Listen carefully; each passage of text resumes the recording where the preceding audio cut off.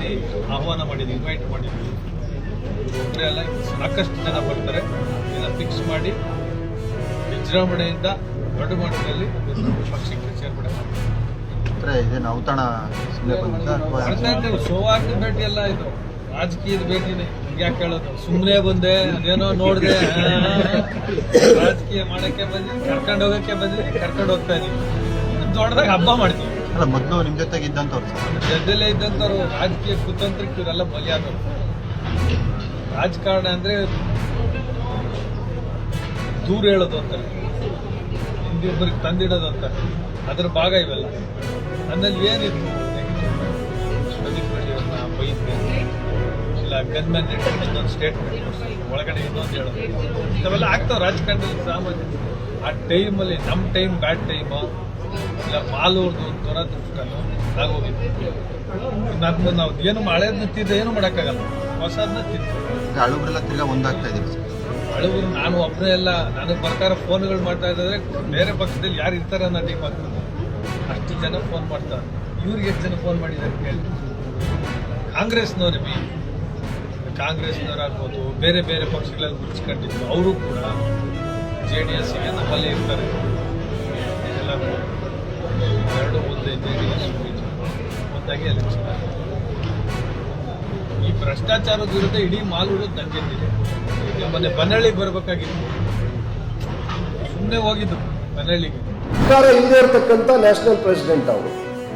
ಹಂಗಿದ ಮೇಲೆ ಆ ಸ್ಥಾನಕ್ಕೆ ಯಾವ ಮಹತ್ವ ಬರುತ್ತೆ?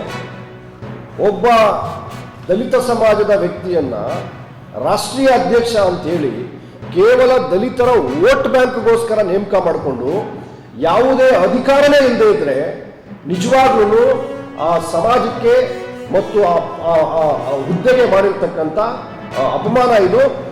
ನನ್ನ ಪ್ರಕಾರ ಮಾನ್ಯ ಮಲ್ಲಿಕಾರ್ಜುನ್ ಖರ್ಗೆ ಅವರು ಸ್ವಯಂ ನಿರ್ಣಯ ತಗೊಳ್ತಕ್ಕಂಥ ಅಧಿಕಾರ ಇಲ್ಲ ಅಂತ ಹೇಳಿದ್ರೆ ರಾಷ್ಟ್ರೀಯ ಅಧ್ಯಕ್ಷ ಸ್ಥಾನಕ್ಕೆ ರಾಜೀನಾಮೆ ಬಿಸಾಕಿ ಆಚೆ ಬರಬೇಕು.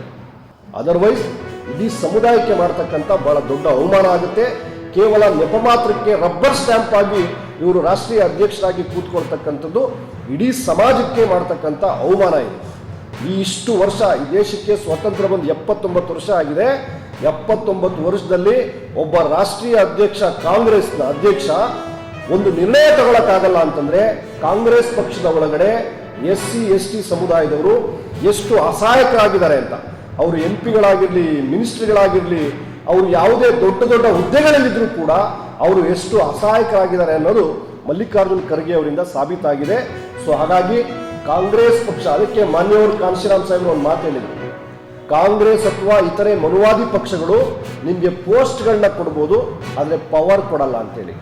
ಇವತ್ತು ಮಾನ್ಯವರು ಕಾಂಶಿರಾಮ್ ಸಾಹೇಬರು ಯಾವ ಅಭಿಪ್ರಾಯವನ್ನು ಹೇಳಿದ್ರು ಆ ಅಭಿಪ್ರಾಯವನ್ನು ಸತ್ಯ ಅಂತೇಳಿ ಇವತ್ತು ಮಾನ್ಯ ಮಲ್ಲಿಕಾರ್ಜುನ್ ಖರ್ಗೆ ಅವರು ಪ್ರೂವ್ ಮಾಡಿದ್ದಾರೆ. ಇಂಥ ಅಪಮಾನಕರವಾದಂತಹ ಆ ಪರಿಸ್ಥಿತಿನಲ್ಲಿ, ಆ ಸಹಾಯಕ ಪರಿಸ್ಥಿತಿನಲ್ಲಿ ಒಬ್ಬ ರಾಷ್ಟ್ರೀಯ ಅಧ್ಯಕ್ಷರು ಇರಬಾರ್ದು ಅಂತೇಳಿ ನಾನು ಈ ಸಂದರ್ಭದಲ್ಲಿ ಆಗ್ರಹ ಮಾಡ್ತೇನೆ.